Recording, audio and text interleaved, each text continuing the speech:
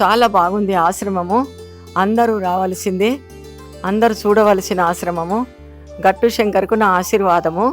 గట్టు శంకరు కారణ జన్ముడు, గత జన్మల ఋషి యోగి అయిన నా ఆశీర్వాదము గట్టు శంకర్కు.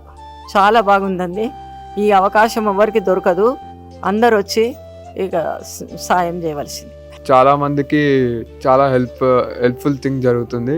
మోర్ దెన్ 600 మెంబర్స్ ఉన్నారు అండ్ చాలా నీట్గా ఉంది ప్రెమిసెస్. ఆశ్రమం చాలా బాగుంది. నాకు మళ్ళీ మళ్ళీ రావాలనిపిస్తుంది. నీట్గా బాగా నీట్నెస్ ఉంది. చూసినా కూడా నాకు చాలా మంచిగా అనిపించింది. హ్యాపీగా ఫీల్ అవుతాను. ఏంటంటే ఆశ్రమం కూడా ఇది ఒక భగవంతుడు, ఈ పరమేశ్వరుడు చాలా మంచి ఇదిగా చేసి పుణ్యం ఫలితం చేసుకుంటామని ప్రార్థిస్తున్నాను.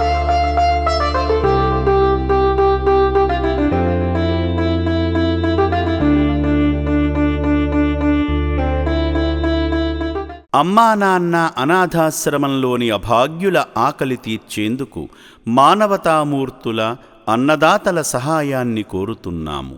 ఈ రక్షణాలయంలో జీవిస్తున్న నిర్భాగ్యులకు 3 పూటలా అన్నదానం చేసేందుకు నిత్యావసర వంట సామగ్రి నిల్వలు సరిపోక ఇబ్బంది అవుతోంది. ఈ స్థితిలో ఆకలి తీర్చే మానవతామూర్తుల సాయం కోసం ఈ అభాగ్యులు ఆశగా చూస్తున్నారు.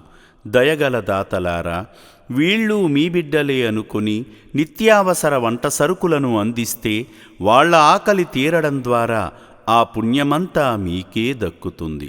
సేవాభావంతో మీరిచ్చే కేజీ బియ్యంతో 4 అభాగ్యులు కడుపు నిండా తింటారు.